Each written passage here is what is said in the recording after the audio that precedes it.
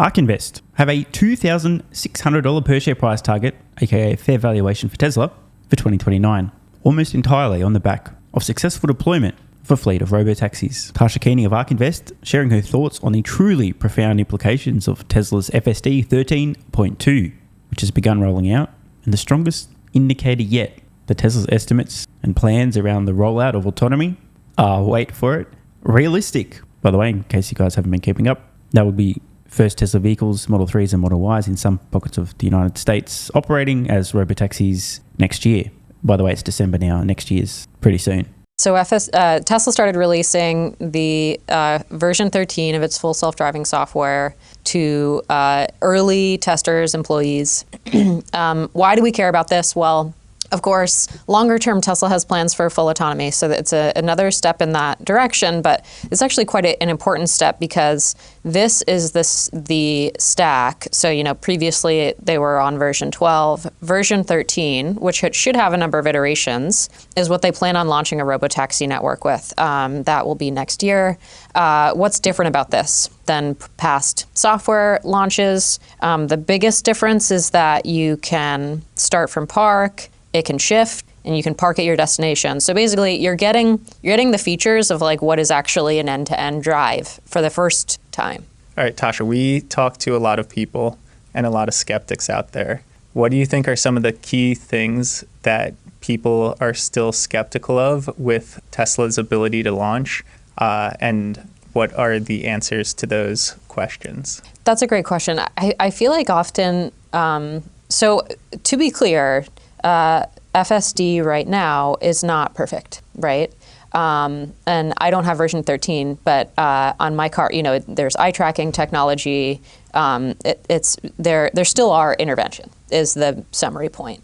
And so I think often people say, well, okay, how are they able to launch when, I still have to take over in these specific scenarios or when it doesn't work in bad weather or something? And I mean, I think Tasha's actually raised quite a common point that comes up from many of the skeptics, other than, well, they need LiDAR and all that kind of shit. Forget that. This is actually one of the more semi-serious points. Well, what if it's pissing down rain and the rain's so heavy the car can't see, then what? Of course, if you think about this for more than 3 milliseconds, the answer is quite evident. The car will do what a human does in those conditions. It'll pull the fuck over and wait until it can drive safely again.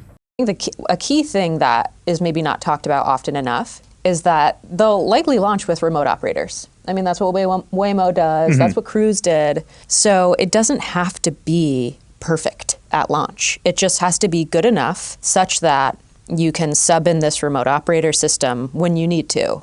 And of course, the more you do that, the more complex it's going to be and the more costly it's going to be. So they probably want to reduce the amount of time that the remote human operators help the car. So to the best of my understanding, this is how companies like Waymo and previously Cruise operate. There's people sitting in a room or an office somewhere who can see and potentially take over the vehicle. But there's two sort of tiers to this for the remote operators. The first tier is the car will send a question back asking for a decision to be made. For example, I don't know if I should merge over to in this lane now or I should stay here. What do I do? Option A or option B? Phone's home. Daddy says option A and the car proceeds to follow option A. That's the first sort of level of intervention. Pretty simple decision making. The second level of intervention is actually remotely operating the vehicle. Less frequent, but far more important when needed. And then, of course, the third level of intervention is when the car fucks up so severely that it's stopped, can't be moved remotely, blocking an emergency lane for vehicles or something along those lines, and you physically have to move it. Tesla hasn't really disclosed a huge amount of detail about whether or not they'll have remote operators. I mean, it seems pretty likely and how this will work. But I think this is most likely, right? Software's not perfect yet. In theory, Tesla already has a lot of not remote operators, but in-person operators who supervise. In fact, the word might actually be supervisors for FSD today. So you have proof of concept 95, 98, 99, 99.9% of the time. The car's driving itself perfectly fine, but you're watching and intervening as needed. But I don't think Tesla's got to want to build up too much infrastructure around remote supervision and potential interventions because the software's going to get so much better, so fast, that this is going to be a temporary blip. In the fullness of time, remote operators will not be needed. So it's going to be very curious to see how this rolls out. Does anyone have any other ideas as to how Tesla could roll this out? Like, for example, without remote operators? I don't see it how it would be possible, but I'm also pretty dumb. Share your thoughts in the comments below. What about the infrastructure needed to support a robotaxi business? Charging being one of it. or a part of it. And then I think in the demonstration they showed a robot cleaning the car as well. I think charging feels like more of a hurdle, especially. So I'm going to jump in here. First and foremost, he's obviously asking the question about charging Tesla's existing vehicles, 3 and Y in particular, because we saw the Cybercab with the wireless charger. It can literally just reverse over one. Tesla will put them at their charging stations in the parking spots, and yeah, don't need to think about that, right? But for the software update that enables a 3 and Y to become a robotaxi, you do actually need to physically plug them in. If only Tesla had been working on a device, some might even call it Optimus, that was dexterous enough to perform this boring, repetitive and extremely simple task as needed. Because then you could have an Optimus bot, just a single Optimus bot at a Tesla supercharging station, although I don't know how we deal with people trying to steal one. Actually, here's an idea. Maybe they somehow have a security sort of compound that only a Cybercab that's activated can actually get into automatically. And you have an Optimus robot there, just like a service station attendant, to plug and unplug as needed. This is not as complex of a problem as people might imagine. And we also saw at the autonomy event, which I kind of was a little surprised by, just the fact that they showed it, but Tesla's also working on, or already developed, some autonomous, basically robo vacuum cleaners and arms and all kinds of shit like that. This is nowhere near as challenging a problem as it would have been if Tesla didn't have an Optimus humanoid robot or the wireless charger for the Cybercab. But they do. So, next question. Since they're doing a new type of charging, how do you factor that into the rollout of the Robotaxi network? Yeah, so, I will want to hear Sam's thoughts on wireless charging, since we've talked about it a lot. So they unveiled wireless charging at the Cybercab event. It looks like I would say for like future scale of this service, that makes sense, because then you don't need a human. The car just autonomously drives over a pad. Yeah, very smart stuff. Oh, by the way, I just want to really emphasize how brilliantly perfect this is. Just think about any car parking space on Earth. Any. If there's a car parking space somewhere on the planet, you can be certain there's electricity running to that location. The most remote parts on Earth without electricity don't have car parking spaces, bro. So, everywhere already has the electricity service needed. Every single car parking space on the planet could potentially have a Tesla wireless charger installed. This is going to be stunningly convenient. Just think about this for a moment. Think about the shopping centres, the sports venues, the arenas, the central business districts in cities, the suburbs, existing supercharging stations, convenience store parking lots, you name it. If there's a car parking space, it could potentially have a Tesla remote charger installed that a vehicle can literally just reverse and park over, and bam, it's charging wirelessly. This is insane. And I strongly suspect that Tesla's longer term plan is actually to have distributed charging. So rather than having centralized supercharging stations, or of course there'll still be some of those, right? But they're just going to distribute these things every fucking way, bro. Why wouldn't you? If you've got a fleet of robotaxis operating in a city, wouldn't it be a lot more convenient and make a lot more sense if these cybercabs can just charge very close by, as opposed to have to go out of their way to get to a charging station? There's parking spaces everywhere. It's going to be so easy. And the most important thing is, just from an aesthetic point of view, people might think, oh, no one's going to want to do that in the car parking space. Bro, it's literally just a flat piece of stuff that goes on the thing, and you can't, no one's going to even notice. And it doesn't interfere with the parking space. If you're not a Cybercab, you can still use a parking space. They're going to be able to integrate so seamlessly. It's amazing. That gives it a full charge. And they unveiled some, if you look at the specs of what they said, it looks like it would be a pretty impressive experience, although you won't be in the car experiencing it most likely for the Robotaxi service. But I think at first they're just going to use the infrastructure that they have. Mm-hmm. So I expect this to be, humans charging the car, cleaning the car. Of course, in the future, why not have Optimus do some of that work? But do they need that to launch in one city? Probably not. Mm-hmm. What do you think? Yeah, I think you leverage existing infrastructure. If you have to hire someone to plug and unplug the vehicles, that's fine. It does sound like, there was an acquisition related to the wireless charging. It seems like they're going to be able to do that fairly efficiently, and obviously we'll see that roll out. But I think the interesting thing, and we were debating this when they were talking about it, right? Because you had the Snake robot that was going to plug it in. You have Optimus that could potentially plug in a vehicle or not. And this seems to be tying into the Elon mentality of the best part is no part. And so not only is it simple and fewer moving parts that you have to deal with, but you can actually remove those elements from the vehicle itself. So, you don't have to have that charging port. Obviously, you have something else, but no more moving parts. Probably great for simplifying the vehicle, making it even cheaper. What are there's 2 cities they're likely to launch in next year? Which are those? So they said that they're launching in Texas and California. You could probably guess that. Okay. Yeah, so she just described states. Obviously, the cities are going to be San Francisco and Austin. 95% confidence level on that guess. Now, it's possible, extreme sort of curveball scenario, Tesla could launch elsewhere in Texas, maybe out around Starbase just for the lols. They could probably easily get regulatory approval out there. It's Texas, but, and it's a small area. But strongly suspect Austin and San Francisco because they have a lot of data, a lot of Tesla drivers. Okay, it's maybe like the... Anaheim. I'm kidding. Yeah, maybe like the Silicon Valley area broadly, and then Austin.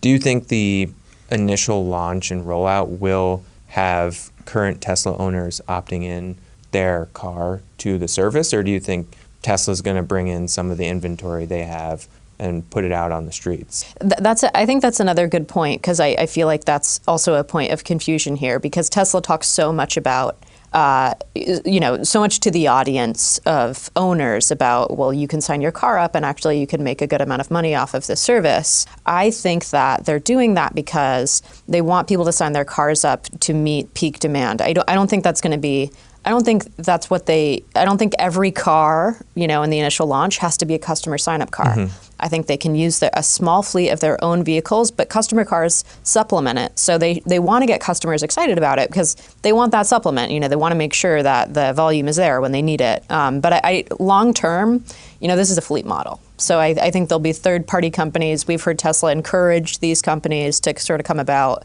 that own the cars and operate them for Tesla. And then Tesla keeps like a small fleet to themselves. And I feel yeah, this seems quite evident. That's the future model, almost entirely fleet operators. But early days especially, it's going to be great for some Tesla owners to opt in.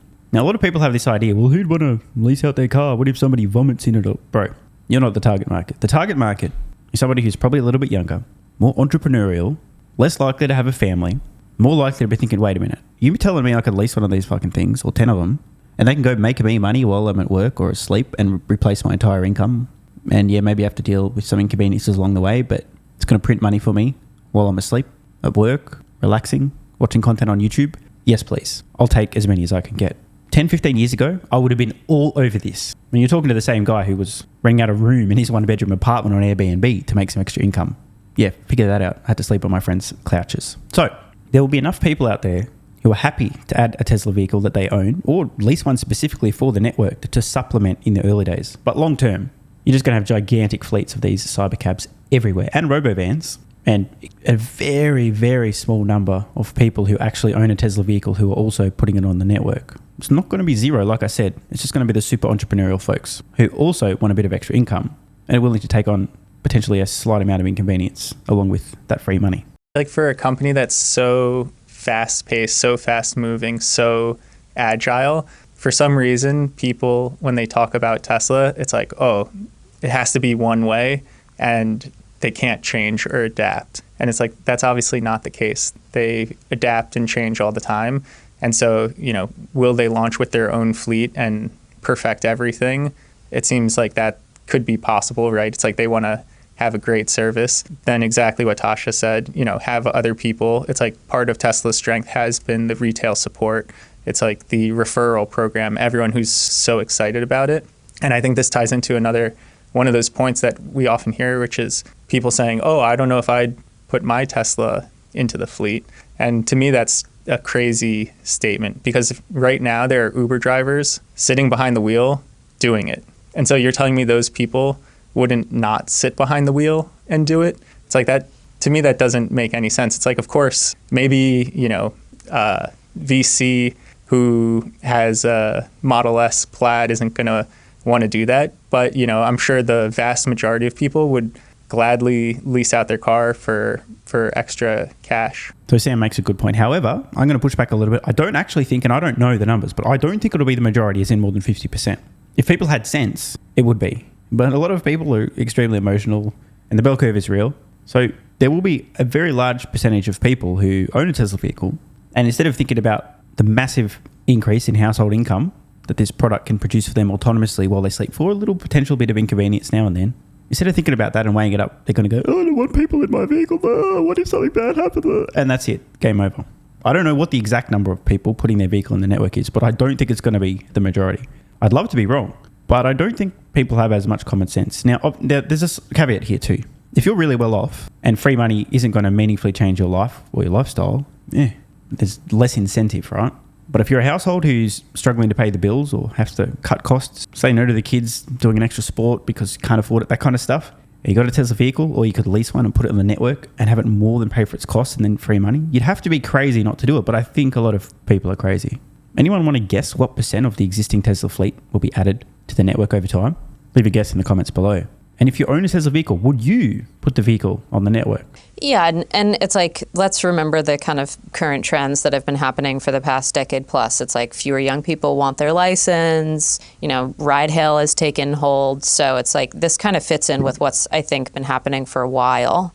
And I also feel like the call out to owners is somewhat a call to entrepreneurs, again, to start that fleet model. Mm-hmm. So it's like, okay, maybe you feel like you don't want to sign your car up, but maybe another person sees opportunity in this and they want to buy, 30 cars or something. So I feel like that's a part of it too. Yeah, I think that will be interesting because it's like in areas where you can set up charging and figure that out, but it's like, for cities, maybe there are some, very go-getter individuals who want to acquire area for charging and whether it's acquire a garage or partner with a garage and then buy 50, 500 cybercabs and try and dominate the city. I mean, that's an exciting prospect. And there's actually already pockets of people doing this. I know I saw on X someone in Europe has a fleet of Teslas, and this is like their exact plan when the service is available there. So I don't think it's too crazy of an idea. I think that there's already those people out there. It's just a matter of incentivizing them and getting like the logistics of the program in place for it to work. Does the fleet model exist in the current state of ride hail, or is it non-economical because you have a driver in the seat? Are there companies that go out, well, it's buy like a ton Uber of is the cars fleet. and then just put right? Okay. Yeah, and I mean, if you think of the New York City taxi medallion model, often it's like a medallion holder and then a lot of drivers, and so, one person holds multiple medallions, and that means multiple cars. So I think like it exists in history. We're in the ride hail space. Yeah, you don't quite see it operating that way today, but I mean, we saw Uber partnering with Waymo. They're going to maintain and house cars for the first time. So I think that the ride hail players are wising up to that. This is kind of the future business model, and if they don't adapt, maybe they won't be around. Mm-hmm. So yeah, can confirm they probably won't be able to adapt, and they probably won't be around. The idea of Uber and Waymo partnering to me borders on hysterical. Imagine this partnership trying to compete with Tesla, who can produce a vehicle called a Cybercab it's going to cost them like less than $20,000 to make, but let's just say it's 20 grand, right? It's going to be less per day. 20 grand. Put it on roads, charge $2 a mile, comparable today to an Uber, at least in the West. The numbers are very simple on that. 20,000 to produce, $2 a mile. They need 10,000 miles to have produced its entire cost in revenue. Obviously, not profit. But the actual cost to operate a driverless vehicle is approximately fuck all, yet you can still charge a comparable fare, at least initially. So their profit margin on that could easily be 30, 40, 50, 60, 70, 80%. But let's be really conservative and say it's a mere 30%, which makes absolutely no sense. But, right, we now look at making a mere $6,000 on 10,000 miles. But a typical taxi does around 70,000 miles per year. Imagine a Tesla Cybercab does 70,000 miles, making $6,000 for every 10,000 miles driven. Not only could it pay for its cost in year one, but pay for the cost of manufacturing another robotaxi instantly. Infinite money loop. Wild stuff. Now, you could be conservative and say, well, what if it only does half the miles of a typical taxi? Well, it's still paid for itself in the first year. And in year two, the profit that it makes can pay for the next Cybercab to be manufactured. Infinite money loop. They have this gigantic feedback loop, and suddenly Tesla can scale their fleet at a staggering rate almost instantly. How do you compete with that if you're Uber and Waymo, where Waymo's vehicles cost $100,000+ to put on roads? By the way, the answer to that question is you don't compete, you go out of business, aka you won't be around. I think that we're seeing the early innings of it today with what Waymo's doing.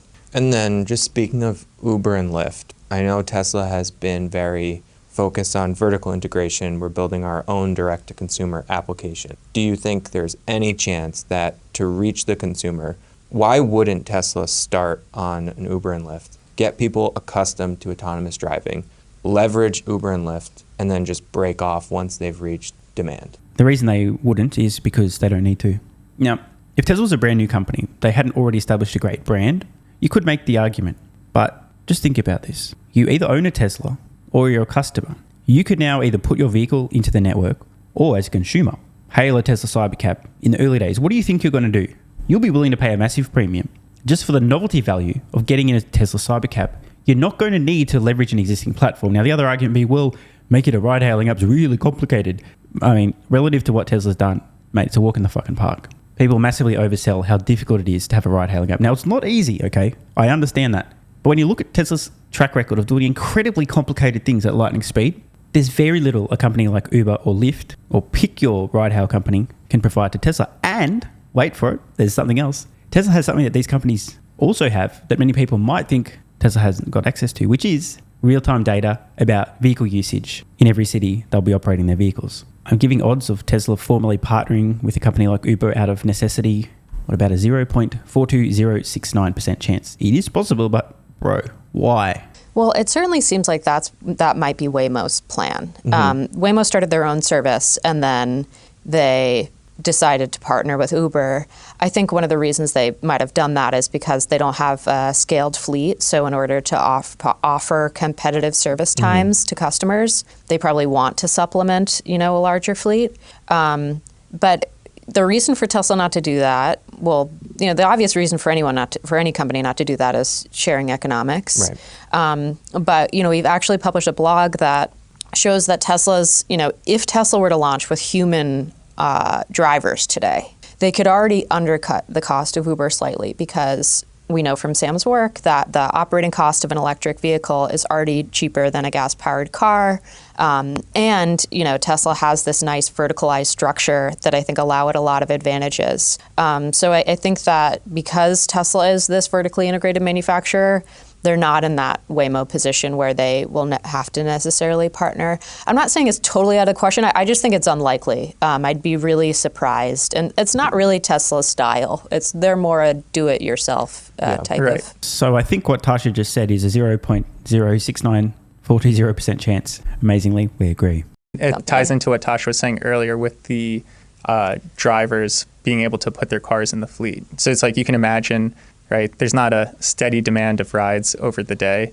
And so if Waymo was going to do this themselves, it's like during rush hour, how many cars would Waymo need to own to meet that demand? Because it's like you don't want to open up a Waymo app and say like, 17 minutes till a car gets to me, right? Then you're never opening the Waymo app again. You're just going to Uber. With Tesla and the support of drivers being able to put their vehicles into the fleet, it's like Uber doesn't solve a problem for Tesla if Right. Tesla has that capability. Right. Just in thinking about Uber and Lyft and what other competitive advantage, I think this applies more to Uber, but they're a full service platform. They do more than just ride hail. They have delivery. They have different segments of ride hail. Do you think about that at all? If you're operating an autonomous fleet, delivery might be hard until Optimus starts working.